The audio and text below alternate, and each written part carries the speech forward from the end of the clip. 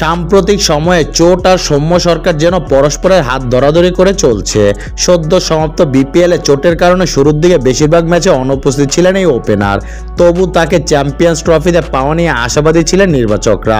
সে কারণে তাকে রেখেই টাইগারদের স্কোয়াড সাজানো হয়েছিল। তবে আইসিসির এই মেগা টুর্নামেন্টের অনুশীলন শুরু হতেই ফের চোটে পড়েছে সৌম্য।